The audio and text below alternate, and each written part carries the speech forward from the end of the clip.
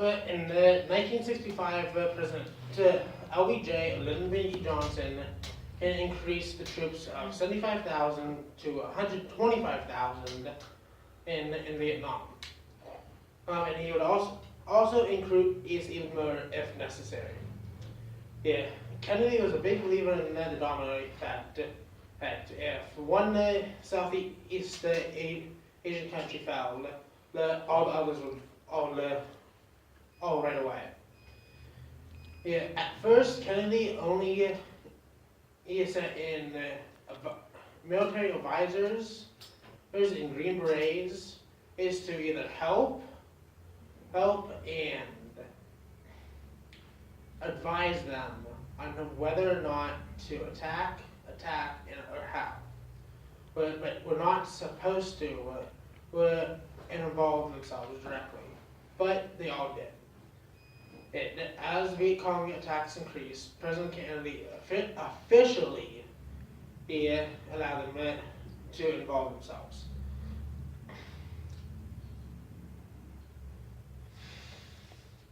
American foreign policy after World War II was for containing communism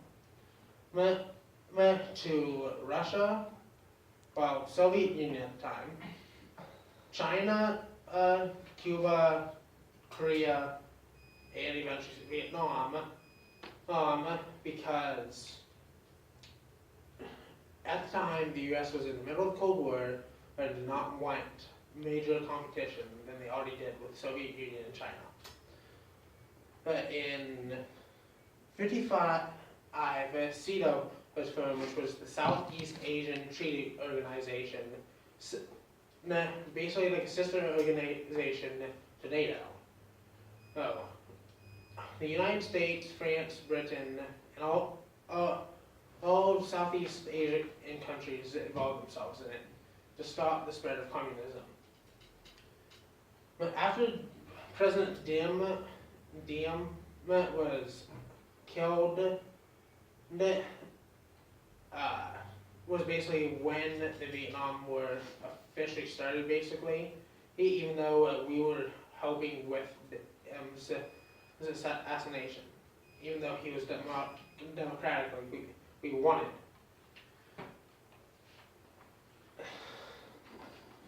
Even though Kennedy did not want us involved completely, he ended up allowing it. 3 weeks after Diem's assassination by the United States, Kennedy himself was killed. The Gulf of Tonkin incident was when we officially became involved ourselves.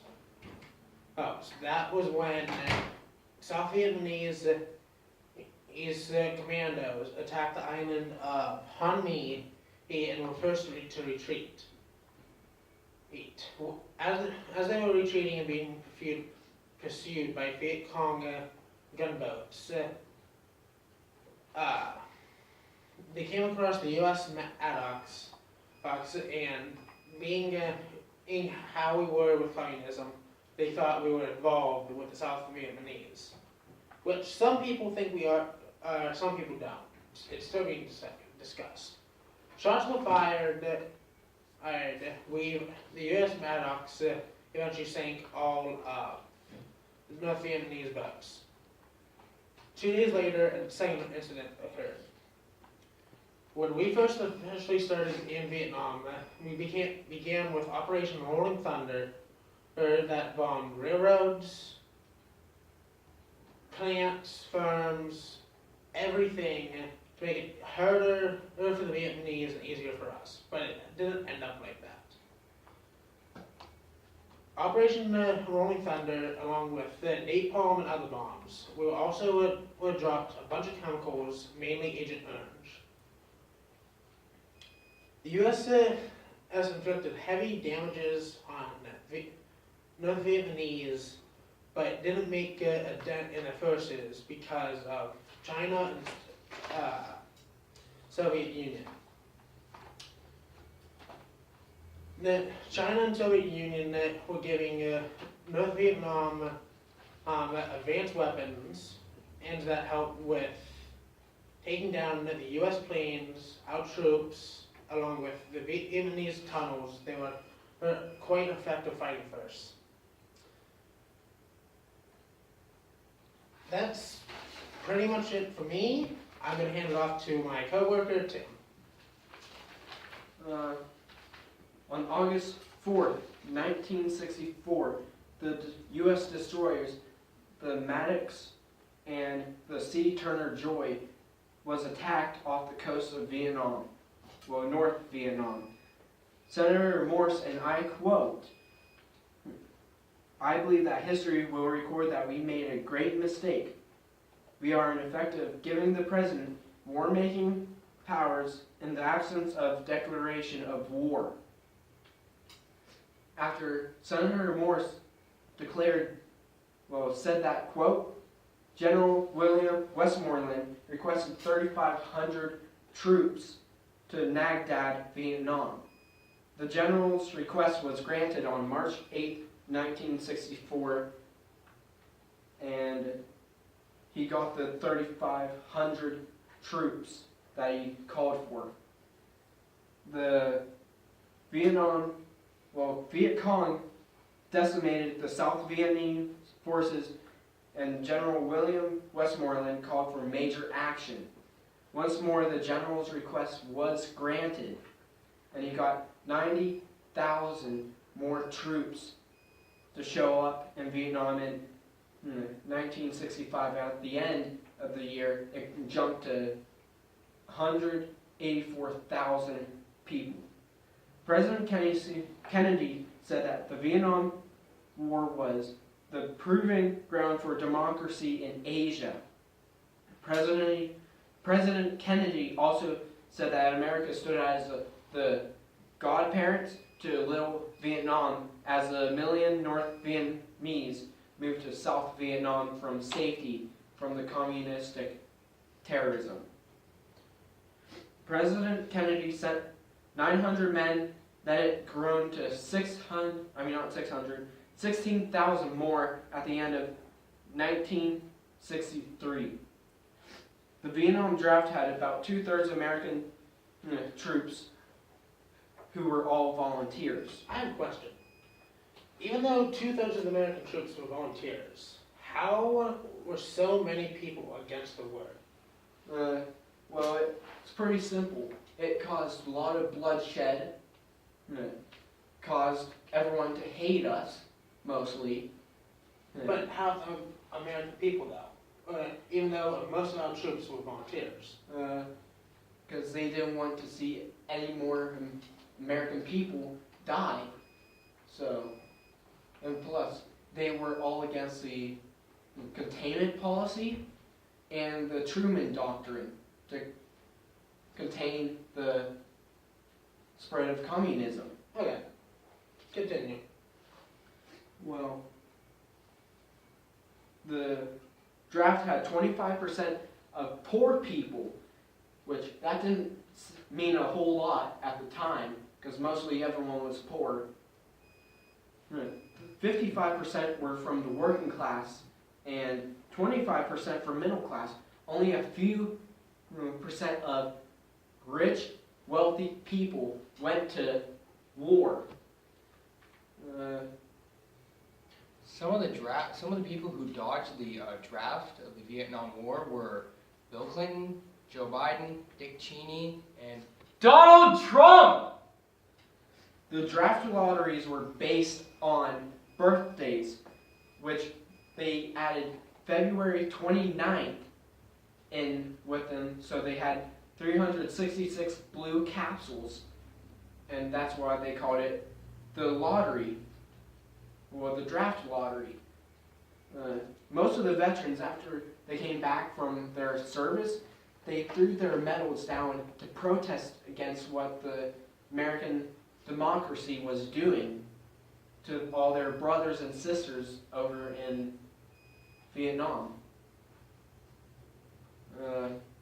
On May 4th, 1970, the protests got out of hand in the Kent State shooting because there were more protesters there provoking the National Guard.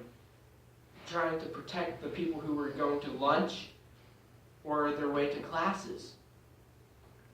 And from the Milon massacre, there were 14 army officials who were tried. Only one was proven guilty by the court of law. I will give it to Zach now. Now, 1968 was a crucial year for the war. This was the year that the Tet Offensive started.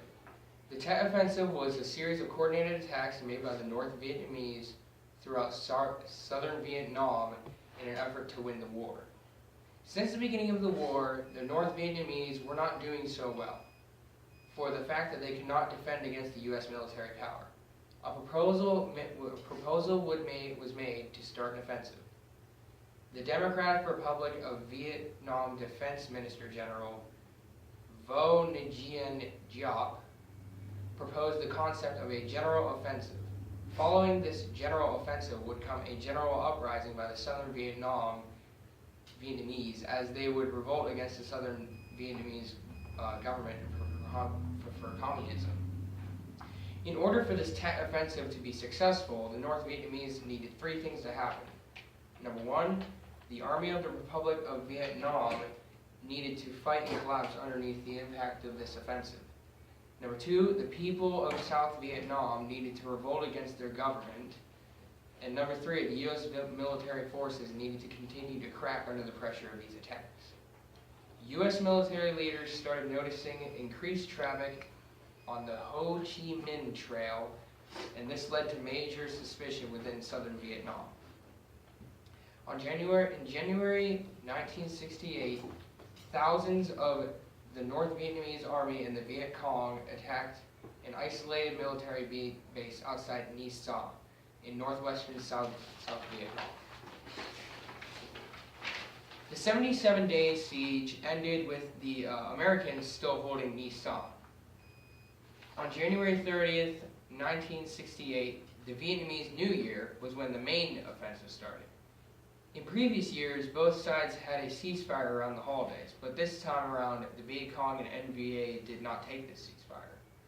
While many South Vietnamese troops were home to celebrate the New Year, the North Vietnamese 84,000 troops were attacking 12 U.S. bases and over 100 southern Vietnamese cities. I have to ask you, why did they, sorry for interrupting though, why did they attack 12 bases and not take them at all?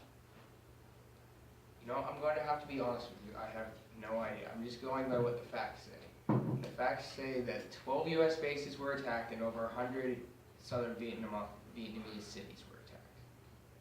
The North Vietnamese hoped that these attacks would cause an uproar and a revolution against the southern Vietnamese, but all that happened was many people were left homeless. The expected support did not come. Instead, the expected support did not come. The communists slaughtered numerous southern Vietnamese suspected of helping the U.S. with this war. This, in return, also put many people against the Viet Cong. General Westmoreland described the Tet Offensive as a major defeat for the communists.